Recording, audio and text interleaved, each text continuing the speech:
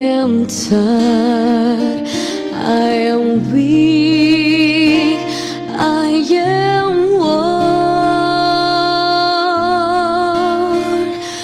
Through the storm, through the night, lead me on to the light. Take my hand, precious Lord, lead me home. When my way grows dreary, precious Lord, linger near. When my life is almost gone, hear my cry, hear my call, hold my hand lest I fall.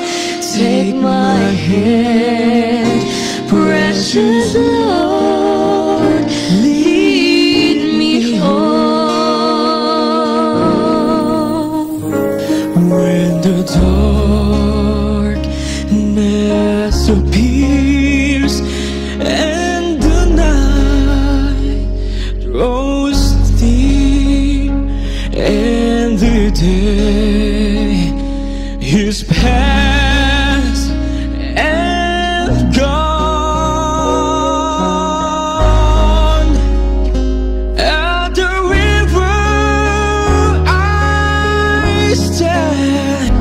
God, my feet, hold my hand, take my hand, precious Lord, lead me home.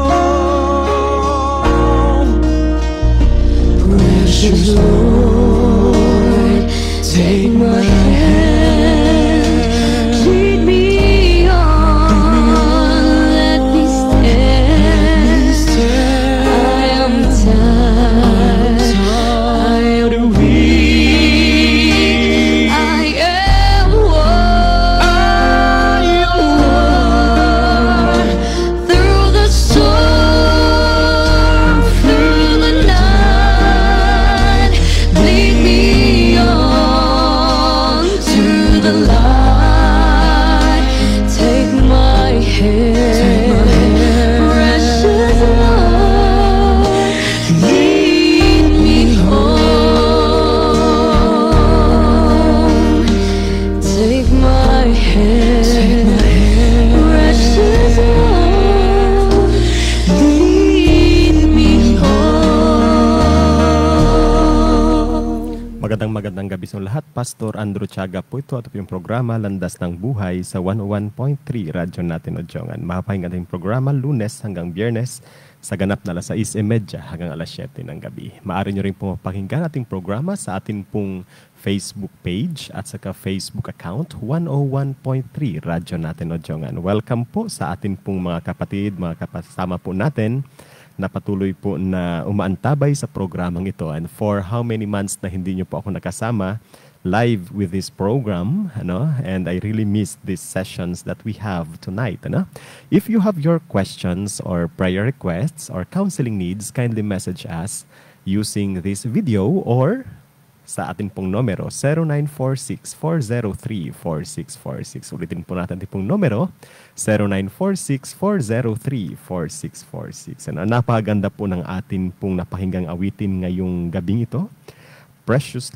Take my hand, precious Lord. Isa pong dalangin na siyang patuloy po nagbibigay sa atin ng assurance that as we continue to trust on the Lord, anuman po ang sitwasyon na meron po tayo, meron pong Panginoong Diyos na pwede pong humawak sa atin pong mga kamay at magbibigay po sa atin ng pag-asa.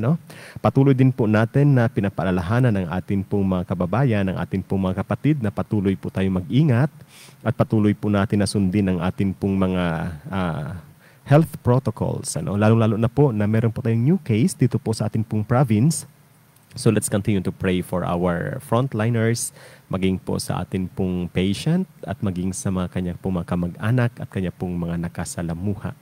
And of course, alam po natin na ang ating Panginoon ay patuloy pong mapagkakatiwalaan every time na tayo po'y tumawag sa Kanya. Kaya patuloy po natin na dalangin din sa atin pong mga buhay na patuloy po tayong manatili sa presensya at sa kapiling ng ating Panginoon.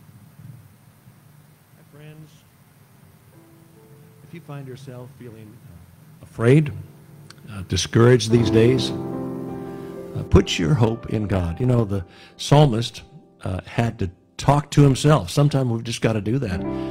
Speak to our souls. Why so downcast, O my soul? Put your hope in God. Here it is, Psalm 43, verse 5.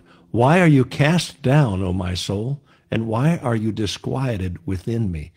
Hope in God, for I shall yet praise him, the help of my countenance and my God. And here's the New Living. It says this: why am I discouraged? Why is my heart so sad? And maybe you need to ask yourself that question today. Why am I discouraged? Why is my heart so sad? You got to just talk to your spirit, talk to your soul. It says, I will put my hope in God. I will praise him again, my Savior and my God. In Romans 8, I think it's 31 or something like that, it says, if God is for us, who could be against us? So that's where you got to keep your head in the right place. If God is for me, who can be against me? So Lord, we come to you today, and we want to put our trust in you. We speak to our souls today and say, why so downcast? Why are you afraid? Put your hope in God, for I will yet praise him. Lord, we choose to praise you and bless you today. We choose faith, not fear. We choose your word over all the things we're hearing around us and maybe speaking to us in the still hours of the night, fearful thoughts. We choose to trust your word. Why so downcast, O my soul? Put your hope in God. So we choose to do that today. In Jesus' name. Be still, my soul. God is in control. He'll never leave me, never let me go. So why should I fear? Jesus is near. His presence makes the darkness disappear. So why should I be afraid? My God is mighty to save. He's a shelter in the storm, a refuge in the time of war. He's my hiding place. Who can this be who calms the wind and sea? Jesus, the Son of God, speaks peace to me. Under his wings I will abide. Nothing to fear when God is on my side. So why should I be afraid? My God is mighty to save. He's a shelter in the storm, a refuge in the time of war. He's my hiding place. Though my enemy surrounds me and my heart is overwhelmed, I will trust in him completely and put my faith in God alone.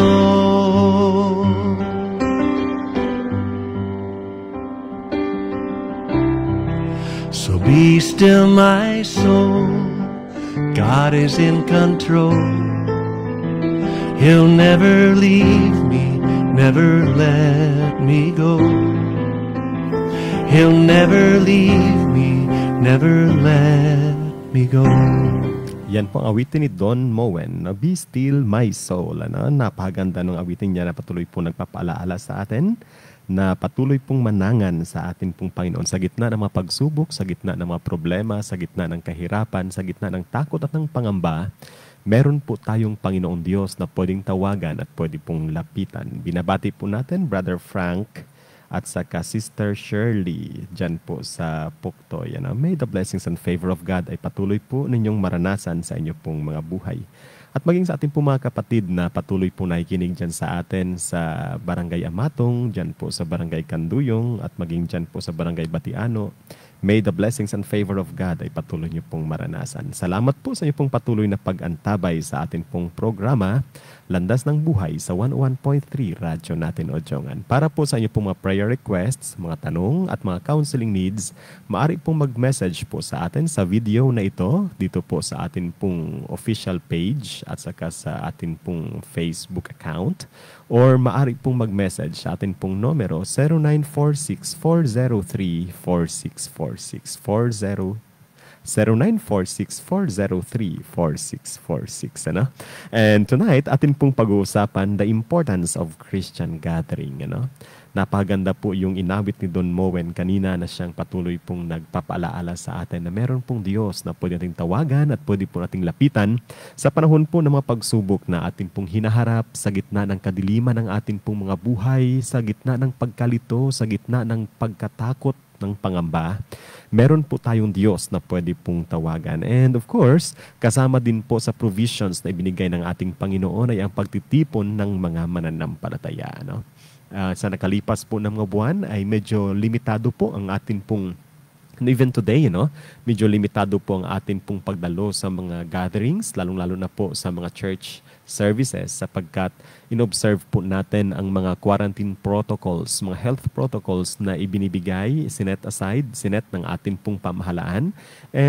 But we thank God because we are given such freedom that we can still gather together, may it be in physical gathering o maging po through online. Ang Ojuan Foursquare Gospel Church ay patuloy pong naglilingkod sa inyo sa magitan po ng pangaral, pagtuturo ng salita ng Diyos at maging sa fellowship sa mamagitan po ng atin pong face-to-face na mga gathering tuwing Martes, prayer meeting, alas 6 ng gabi. And then tuwing Webes naman ang ating pong church Bible study, alas 6 din po ng gabi. Paglinggo naman ang ating first service ay 7:30 in the morning at saka ang second service naman ay alas 10:30 ng umaga. And then paggabi naman, tayo po ay nagtitipon for our Vespers, alas 6 din po ng gabi. For our brothers and sisters na hindi po maka-attend sa mga ganitong klaseng gawain, you can still join with us sa ating pong live worship services gamit po ang ating pong official page, Ojongan Foursquare Gospel Church, or maaari nyo rin po kayong subaybayan sa atin pong TV sets, alas 10 po ng umaga sa Ojongan Star Cable at saka alas 11 naman sa Ojongan Cat V. So, purihin po ang Panginoon sa mga opportunities na meron po tayo makapaglingkod at patuloy po na makarinig ng salita ng Diyos na siyang nagpapalakas at nagpapatibay sa atin pong pagtakbo sa takbuhin ng buhay na meron po tayo. At dito po sa 101.3 Radyo natin Ojongan, tuloy-tuloy po ang atin pong pag-share, pangangaral ng salita ng Diyos, Lunes hanggang Biyernes sa ganap na alas 6:30 hanggang alas 7 ng gabi. So, salamat po sa Panginoon sapagkat hindi po tayo tumitigil sa patuloy po natin na paglilingkod sa ating Panginoon at maging sa bawat isa as we continue to study and grow together in His Word. Kung kaya't isa pong kagalakan para po sa atin na kayo po'y makasama sa bawat paglilingkod na meron po tayo. Tinatalakay po natin sa oras na ito the importance of Christian gathering. Napakahalaga ang pagtitipon ng mga mananampalataya sa atin pong Panginoon. And this is demonstrated not only during our time, sa atin pong kapanahunan, kundi maging sa sinaunang iglesia ng ating Panginoong Hesukristo.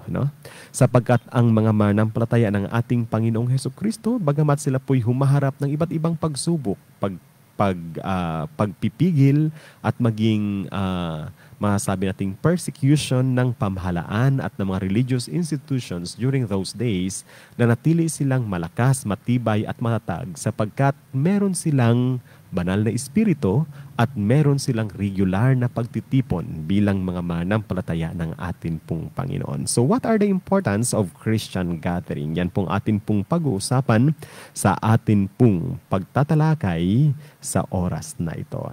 And as we continue to reflect on this word, maganda din siguro na kung kayo po ay may mga katanungan o kung kayo po ay may mga paglilinaw sa atin pong topic na tinatalakay as of now, ay maaari nyo pong erase yan gamit po ang atin pong Facebook live video or sa atin pong numero 0946-403-4646. As I am without one plea, but that thy blood was shed for me, and that thou bidst me come to thee, O Lamb of God, I come,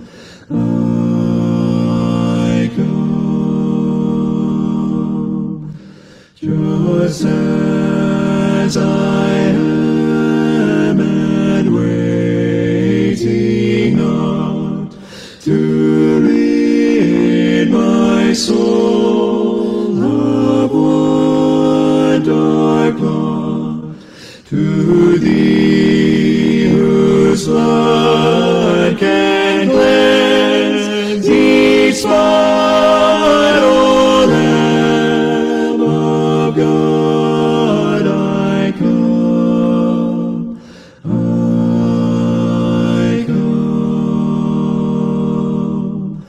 just as I am, thou wilt receive, wilt welcome, pardon, cleanse, relieve, because thy promise I believe, O Lamb of God, I come, I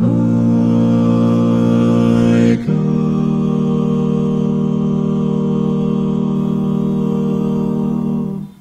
Yan po ang awiting Just As I Am, I Come, I Come. Purihin po ang Panginoon sa kanya pong sa mga awitin na atin pong napakinggan sa gabing ito. Atin pong tinatalakay the importance of Christian gathering. Kung atin pong tingnan ang salita ng ating Panginoon Diyos, makikita po natin that the gathering of Christian believers are emphasized. Kung kayo po ay may mga Biblia, maaari niyo po akong samahan niyo po ako sa pagbubukas sa aklat po ng Hebreo, Kabanatang 10, talatang 25.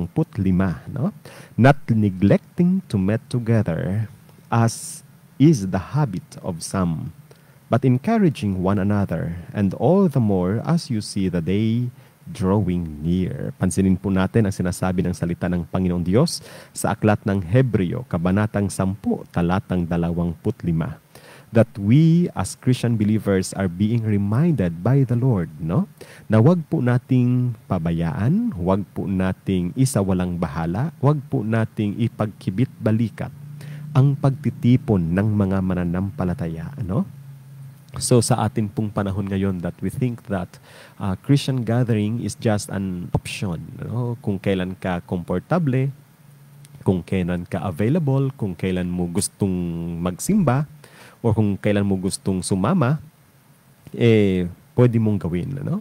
Pero ang sinasabi ng salita ng ating Panginoon Diyos na tayo po ay patuloy na maging masigasig sa atin pong pagdalo sa mga pagtitipon ng mga mananampalataya. No? Ang salita ng Diyos ay patuloy pong nagbibigay sa atin ng isang praktikal na dahilan kung bakit po hindi natin pabayaan ang pagtitipon ng mga Kristiyano. Sapagkat ang sinasabi niya sa last part nitong verse 25, and all the more as you see the day drawing near. Ano? So, sa halip po na tayo po'y magpabaya o manlamig sa atin pong pagdalo sa mga gawain, ay mas lalo pa nating pagsumakitan, mas lalo pa nating sumasigan, mas lalo pa po natin na pagsikapan na tayo po ay dumalo sa mga gawain. Sapagkat ang sinasabi ng ating Panginoong Diyos sa kanyang salita, nalalapit na ang araw ng pagbabalik ng ating Panginoong Hesukristo. And sa araw po ng pagbabalik ng ating Panginoong Hesukristo, alam po natin na ito po'y tiyak na darating at tiyak na mangyayari sa panahong hindi natin inaasahan, sa panahon na hindi po natin ine-expect, sa panahon na kung saan parang pakiramdam natin, parang hindi na babalik ang ating Panginoong Diyos. Ano? Na ang description ng ating Panginoong Hesukristo ay parang kagaya sa panahon ni Noe, na kung saan even Noah is preaching about repentance and about the coming doom of the humanity. Walang nakinig sa kanya. For how many thousands or millions of people that are listening to the preaching of Noah for 100 years. Wala ni isa mang nakinig sa kanya maliban sa kanyang mga anak at saka sa asawa ng kanyang anak at maging sa kanya pong asawa. So people keep on doing what they are doing. People keep on rejoicing on the blessings and the favor that they have received from the Lord, and they failed to listen to the commands or to the warnings of God. And even today, sa atin pong panahon, that the Word of God ay parang ipinagkikibit-balikat na lang ng marami. And it seems that the Word of God has no impact on them. Sa halip ay ang ginagawa po ng salita ng Diyos, ito ka lang tinitwist at ginagamit nila para sa kanilang sariling kagustuhan, sa kanilang pong sariling nais, sa kanilang pong sariling mga plano, sa kanilang pong mga sariling layunin. So what had happened? They are arriving in different interpretation or different application of the word that is strange sa original intention ng ating pong Panginoon. So what people are doing is ay fulfilling actually the word of God, na ang henerasyon na kung saan ay papalapit sa araw ng pagbabalik ng ating Panginoong Hesukristo ay pasama ng pasama at saka they are rebellious to the will of God, to the standards of God. And we can see that sa ating pong panahon ngayon. So kaya nga ang patuloy po na palaala sa atin ang salita ng ating Panginoon Diyos, wag po nating iwanan, wag nating pabayaan, wag po nating ipawalang bahala ang pagtitipon ng mga mananampalataya, sapagkat ito ay kailangan po natin, especially sa panahon na parang nanlalamig ang pag-ibig ng lahat. Sa panahon na kung saan parang nawawala ang takot natin sa ating Panginoong Diyos, nawawala ang ating pong paggalang, ang ating pitagan sa ating pong Panginoon. So the gathering of Christian believers are emphasized in the scriptures as we have read from Hebrews chapter 10 verse 25. Makikita din po natin sa salita ng ating Panginoon Diyos dito po sa Matthew chapter 18 verse 20 that as we gather together, the presence of Christ is promised. Ang pangako ng Panginoong Hesukristo na ang kanyang presensya ay sa atin pong pagtitipon. Tingnan po natin sa Matthew chapter 18 verse 20. For where 2 or 3 that gathered in my name, there am I among them. Ulitin po natin ang pagbabasa ng salita ng Diyos. For where 2 or 3 that gather in my name, there am I among them. Purihin po ang Panginoon sa kanya pong salita na atin pong napakinggan. Ang pangako ng ating Panginoon Diyos sa pagtitipon ng mga mananampalataya, 2 man o 3, nandoon ang kanyang presensya. If we read the context of this passage, it talks about a judgment on an erring brother or an erring member of the household of faith, na kung saan ay pwedeng ang iglesia ng ating Panginoong Hesukristo ay magpataw ng judgment sa isang mananampalataya, sa isang kapatid na ayaw makinig sa matuwid na pagtuturo ng salita ng Panginoon Diyos. But we can also take this principle as we gather together to worship, to glorify His name. Ang pangako niya, nandoon ang kanyang presensya. And even tayo po individually, as we walk in this world, as we fulfill God's calling, as we fulfill our missions, God has promised that He will never leave us nor forsake us sa Matthew chapter 28. And then, makikita po natin that the fulfillment of this promise sa Acts chapter 2, noong ang mga Kristiyano po'y nagtitipon doon po sa itaas ng, sa second floor or sa upper room ng isa pong bahay doon sa Jerusalem. As they gather together, as they celebrate the Passover, o as they celebrate rather the Pentecost, ang banal na Espiritu'y bumaba sa kalang kalagitnaan at sila'y napuspos ng banal na diwa na kung saan ay sila po'y nakapagsalita sa iba't ibang mga wika.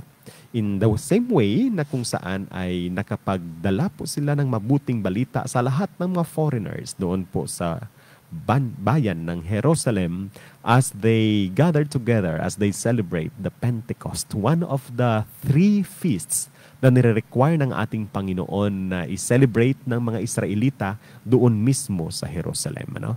Ang Biblia ay meron pong iba't ibang fiesta na nire-require na dapat na i-celebrate ng mga Israelita.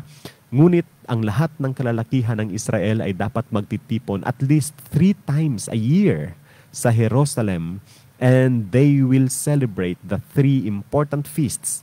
At isa po sa mga feasts na ito ay ang Feast of Pentecost. And during the day of the Pentecost, bumaba ang banal na Espiritu, bumaba ang banal na diwa sa lahat ng mananampalataya, and they were filled with power, and they were filled by the Holy Spirit, and they begin to speak in tongues. They speak in foreign languages. They speak on the languages that are given by the Holy Spirit. Na kung saan this enabled them to witness to different people. May mga taga-Puntos, may taga-Galacia, may taga-Roma, merong taga-iba't ibang mga lugar. May taga-Cappadocia. At silang lahat ay nakaunawa ng mensahe ng Ebanghelyo. At sila ay naging mananampalataya ng ating Panginoong Hesukristo. Kaya sa araw ding yaon ay meron pong 3,000 mga tao ang naging kabahagi ng iglesia ng ating Panginoong Hesukristo, yamang naunawaan nila ang Ebanghelyo sa pangaral ng Apostol Pedro at maging ng iba pang mga kapatid na kung saan silang lahat ay kinasangkapan ng banal na diwa, ng banal na Espiritu, at kanilang naipaliwanag at naihayag sa kanila ng maliwanag ang salita ng Diyos. So, in our Christian gathering, first, it is emphasized sa Hebrews chapter 10, verse 25, and it is also, the promise of Jesus is also promised for those who gather in His name sa Matthew chapter 18, verse 20. And then if we continue to study the Word of God sa Acts chapter 2 verse 42 at maging sa Acts chapter 20 verse 7, makikita po natin that the gathering of Christian believers are demonstrated by the early Christians. Kung kayo po may mga Biblia, makibasa kayo sa akin sa Acts chapter 2 verse 42. Ito pong sinasabi, "And they devoted themselves to the apostles' teachings and the fellowship, to the breaking of bread and prayers." Pansinin po natin ang ginagawa ng mga mananampalataya as they gather together. They devoted themselves in apostles' teachings. And this is the idea of apostolicity. Ang pagiging apostolic ng isa pong pagtitipon ng mga Kristiyano. Ang pagtitipon ng mga Kristiyano ay kailangang base, naka-gather together sa teachings, sa doktrina ng mga apostol. Kung kaya't ang sinumang tao na nangangaral ng isang katuruan na hindi tinuro ng apostol at hindi kailanman inihayag ng apostol, ay ang sinasabi ng Apostol Pablo ay pakasumpain ng taong yan. So napakahalaga po para sa atin that as we gather together, we remain in the teachings of the apostles. We remain in the revelation as set in the scriptures from Genesis to Revelation. No? So the Christian believers are gathering together to the apostles' teachings. And of course, in fellowship. In fellowship.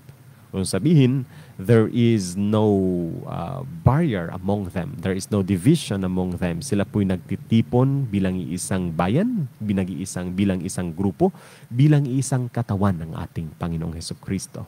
And of course, they are doing also the breaking of bread and then prayers. So, the early Christian believers are doing this. No? And they are doing this not only from time to time, but regularly. Tingnan po natin. So, sa Acts chapter 20, verse 7, nagbigay po ng halimbawa ang salita ng Diyos that on the first day of the week, it means Sunday, on the first day of the week, that is Sunday, when we were gathered together to break bread, Paul talked with them, intending to depart on the next day, and he prolonged his speech until midnight. Pansinin po natin ang mga Kristiyano, mga sinaunang mga mananampalataya, sa unang araw ng Sanlinggo, at yan po'y araw ng linggo, sila po ay nagkakatipon upang sila po ay magpira-piraso ng tinapay. So makita po natin sa Acts chapter 2 verse 42 that part po ng gathering ng Kristiyano ang pagpipira-piraso ng tinapay. And they are doing that on the first day of the week, on Sunday. And dahil nga po ang Apostol Pablo ay maglalayag na sa kinabukasan, so ang ginawa ng Apostol Pablo, siya po ay nangaral hanggang hating gabi, to give instructions to the people. Nagbigay ng instructions, magbigay ng katuruan sa lahat ng mga mananampalataya doon. So makikita po natin that the gathering of Christian believers ay isinasagawa nila regularly. Isinasagawa nila sa specific na lugar, sa isang specific na oras. And they are devoting themselves on the teachings of the apostles. Kaya nga walang pagtitipon ng Kristiyano na walang pangaral ng salita ng Panginoong Diyos. Masasabi mo ng isang pagtitipon ay pagtitipon ng Kristiyano kung ito'y meron pong pangaral ng salita ng Panginoong Diyos. And then, ang pangaral ng salita ng Diyos ay faithful sa salita ng ating Panginoon. Faithful sa katuruan ng mga apostol. Faithful sa pundasyon ng pananampalataya. Because the church is founded on the foundations of the apostles and of the prophets. Kung kaya't ang pangangaral ng salita ng Diyos ay nakafocus sa matapat na pag-aaral at pagtuturo ng salita ng Panginoong Diyos. Na sinabi ng Apostol Pablo kay Timothy, rightly dividing the word of truth. Sa panahon natin ngayon na dumadami ang mga tagapagturo, mga mangaral ng salita ng Panginoong Diyos, maging maingat po tayo sa atin pong pakikinig at maging sa ating pagbabasa sa mga pagtuturo at mga pangangaral na yan. Sapagkat unang pinagbabasihan po natin, unang standard po natin, is it faithful to the teachings of the apostles? Tapat ba ito sa pagtuturo ng mga apostol? And of course, sa atin pong patuloy na pag-aaral, makikita po natin that Christian gathering is important or beneficial. It is because it is emphasized in the scriptures. Hebrews chapter 10 verse 25, that the promise of Christ, the presence of Christ has been promised for those who gather in His name. Matthew chapter 18 verse 20. And then, makikita po natin that Christian gathering is important because this is demonstrated by Christian believers in Acts chapter 2 verse 42, maging sa Acts chapter 20 verse 7.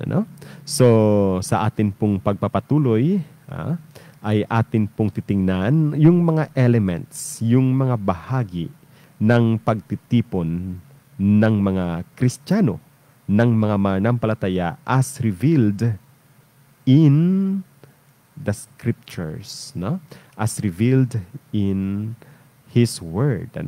While we are doing that, we will listen first to this song.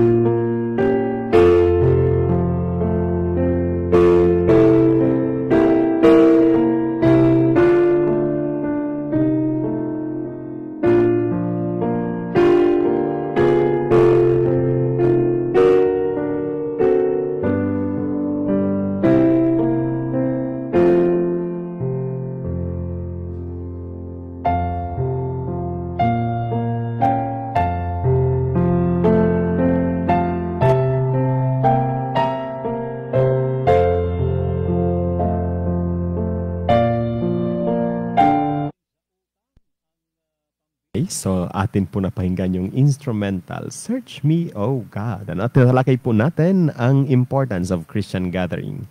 That the Christian gathering is emphasized in the Bible, that Christ's presence has been promised for those who gather in His name, and then the Christian gathering is demonstrated by early Christian believers. So ngayon po, tingnan po natin ang salita ng Diyos about the elements of Christian gathering. Ano-ano ba yung ginagawa nila pag nagtitipon itong mga Kristiyano? Ano-ano po ba yung kanila pong practices pag sila po ay nakakatipon?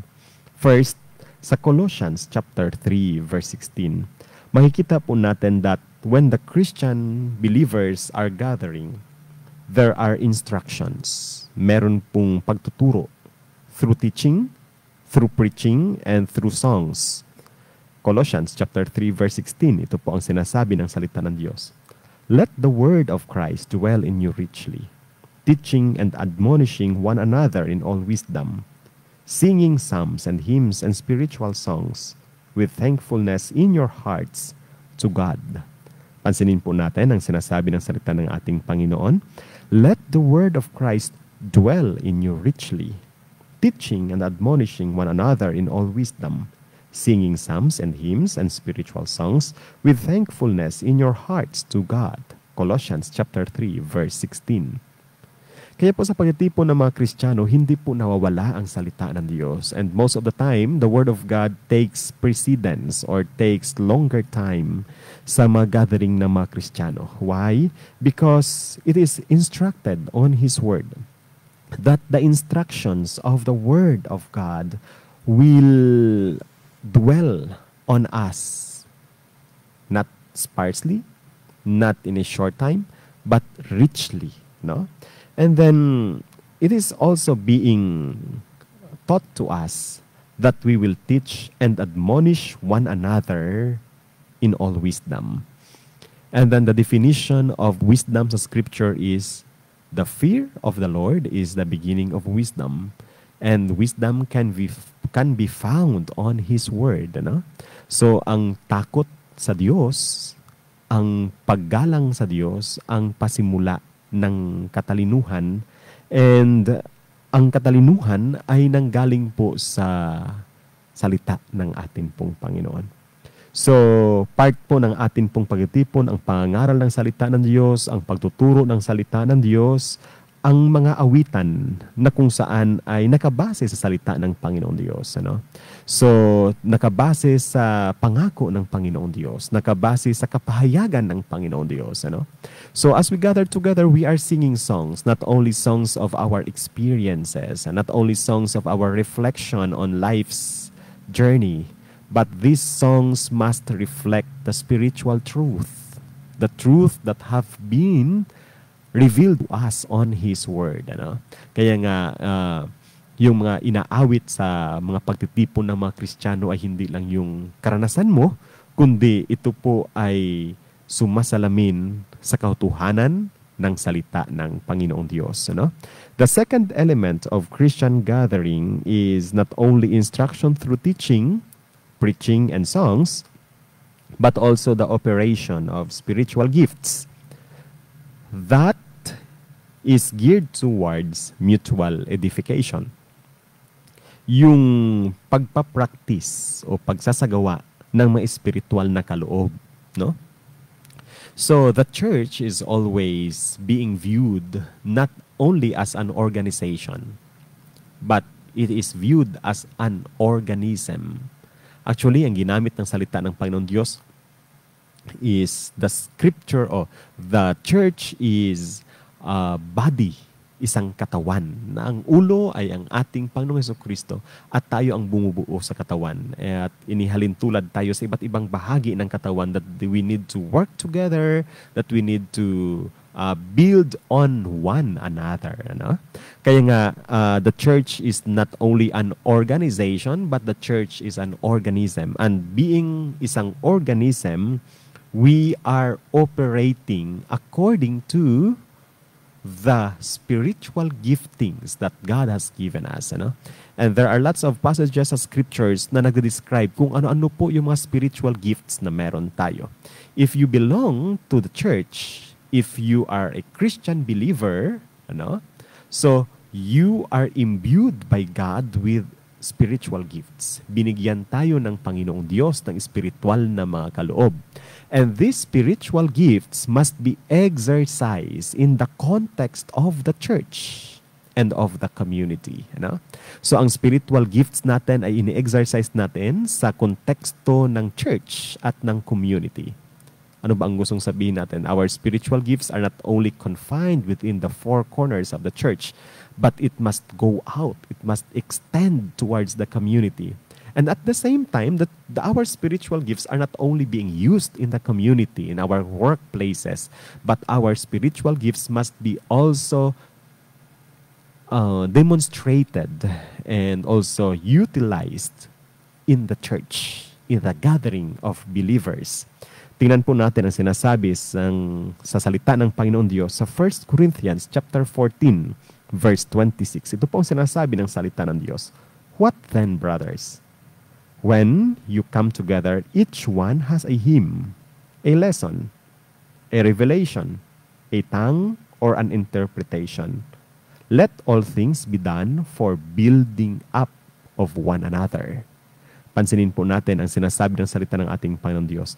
Pag tayo pala'y nagtitipon, bawat isa sa atin ay merong awit, merong katuruan, merong pagtuturo, merong kapahayagan, meron pong pagpapaliwanag ng salita ng Panginoon Diyos. At lahat ng atin pong ginagawa ay dapat para sa ikalalago, ikatitibay at ikauunlad ng bawat isa, At gayon din ang sinasabi sa 1 Thessalonians chapter 5 verse 11. Therefore, encourage one another and build one another up just as you are doing. Kaya nga, dapat nating palakasin, dapat nating patibayin, dapat nating hamunin ang bawat isa kagaya ng ginagawa nyo na. Yung sasabi ng Apostol Pablo para po sa mga taga-Thessalonica. At maging para po sa atin bilang mga manampalatayang Kristiyano. Sa panahon na kung saan tayo po'y humaharap ng mga pagsubok, sa panahon na kung saan tayo po'y humaharap ng parang kalituhan, kadiliman, o kahinaan, napakahalaga ang pagtitipon ng mga manampalataya. Sapagkat sa pagtitipong ito, tayo po ay napapaalalahanan, tayo po ay nasasaway, tayo po ay natuturuan, tayo po ay napapaliwanagan, o tayo po ay naiga-guide sa tama at sa naaayon sa ating instruction ng ating Panginoong Diyos. So, napakahalaga po ang pagtitipon na ito ng mga manampalataya at mga tagasunod ng ating Panginoong Hesukristo, sapagkat ito po ay patuloy po na magdadala sa atin sa perfection or sa maturity na inilaan, na ini-expect ng ating Panginoong Diyos para sa ating lahat. So we are discussing the importance of Christian gathering, and we are already on the last part, elements of Christian gathering. First, makikita po natin instructions through teaching, through preaching, and through songs. Ikalawa, operation of spiritual gifts for mutual edification. At ikatlo, makikita po natin that generosity and hospitality is practiced in Christian gathering. Yung pagiging mapagbigay, yung pagiging mapagtanggap ay isinasagawa at ipinapamuhay sa pagtitipon ng mga Kristiyano. Tingnan po natin sa Galatians chapter 6 verse 10. So then, as we have opportunity, let us do good to everyone, and especially to those who are of the household of faith. Pansinin po natin na in-expect at inaasahan sa lahat ng mga manampalatayang Kristiyano na tayo po'y gumawa ng mabuti sa lahat. Gumawa ng mabuti sa lahat, lalong-lalo na sa nabibilang sa Kristiyanong pananampalataya. So, inaasahan at hinihingi ng ating Panginoon na tayo po ay maging mabuti, matulungin, mapagbigay, at mapagtanggap sa lahat. So, isa po sa mga description ng salita ng church is, the church is a hospital. Actually, yung term na hospital, nanggaling po yung sa word na hospitable. pagiging mapagtanggap, no? And hospital is a place na tumatanggap ng mga may sakit, ng mga mahihina, ng mga sugatan, no? And the church is the place na kung saan ay matagpuan mo ang kagalingan, healing. It might be healing physically, it might be healing emotionally, it might be healing psychologically or spiritually, you know?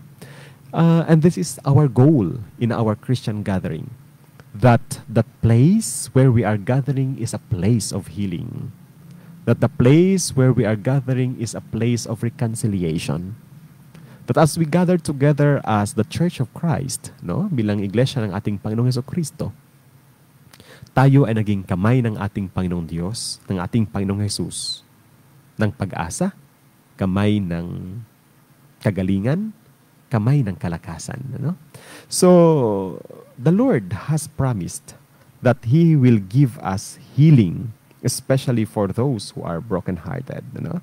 Ang ating Panginoon ay nangako na ang kagalingan ay para sa mga nangangailangan nito. And isa po sa mga dahilan kung bakit dumating ang ating Panginoong Hesukristo ay upang iparanas sa atin ang kagalingan, ang kalakasan, maging ang biyaya. And then, as we close our reflection on the Word of God, meron pong isang awitin dito. And I think makaka-relate ang marami. It is a Christian love song. Actually, this is an experience of a person na kung saan na in love sa isang tao. And he is asking, and she is asking, dalawa kasi mga awit, lalaki at babae, the Lord, kung itong taong ito ba ang kanyang makakatuluyan. Maaari pating pakinggan ang awiting ito, Kristiyanong in Love.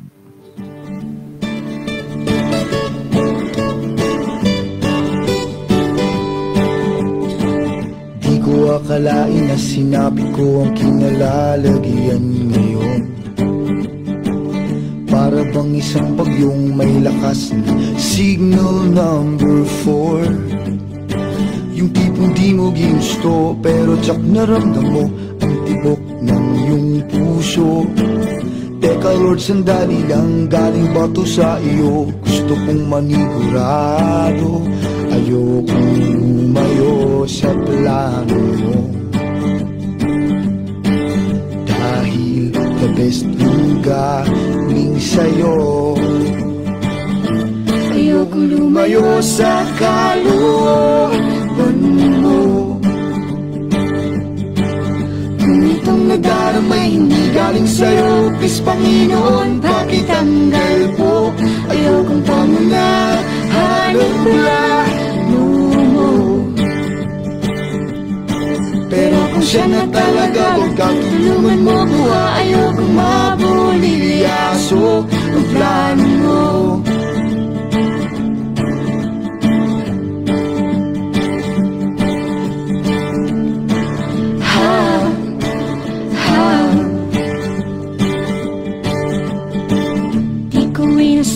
Sa niyang pinilit kinalalagyan ngayon. Di naman kasi ako nabigani sa kaniya noon. Yung kusa kang nagkagusto, simula nang matanto na siya'y nagbago. Wala nang siya'y nagseryoso, binigay buong puso kay Hesukristo. Ayokong lumayo sa plano mo. The best yung galing sa'yo.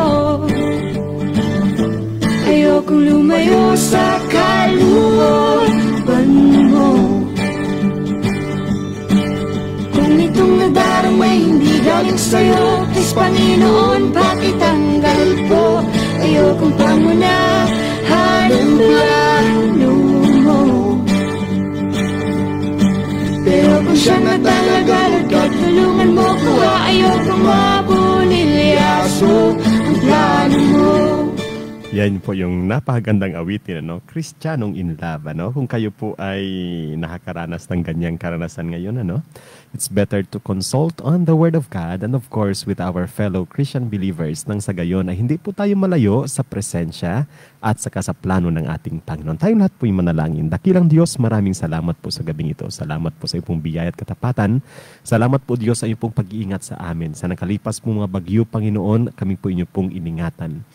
Patuloy din po namin, O Diyos, na itinataas ang amin pong probinsya, lalong-lalo na po, Panginoon, na meron po kaming isang kaso ng COVID-19 dito po sa amin pong probinsya, O Diyos. We continue to pray for your continuous protection sa aming lahat, sa aming mga kababayan, sa aming mga frontliners, sa mga medical practitioners po namin, sa mga tao pong engaged, Panginoon, takasalimuha ng pasyenteng ito, O Diyos. We continue to pray for your continued protection upon them, pang-iingat sa kanila, maging Panginoon sa kagalingan sa kalapong katawan. Pagpalain niyo rin po, O Diyos, ang amin pong mga leaders. Pagpalain niyo po, O Diyos, ang amin pong mga manggagawa, O Diyos, ang aming mga guro, Panginoon, ang lahat po, O Diyos, ng nabibilang sa aming community. Patuloy niyo pong pagpalain ang bawat isa. We continue to dedicate this province sa inyo, Panginoon, lalong-lalo na po ito, Diyos, ang mahal naming bayan ng Odjongan. Salamat po, sapat kayo po'y nangunguna at kayo po, O Diyos, ang hari sa aming lahat. We give you all the glory, the praise and thanksgiving. Sa pangalan ni Jesus, Amen. Magandang gabi, pagpalain tayo ng ating Panginoon.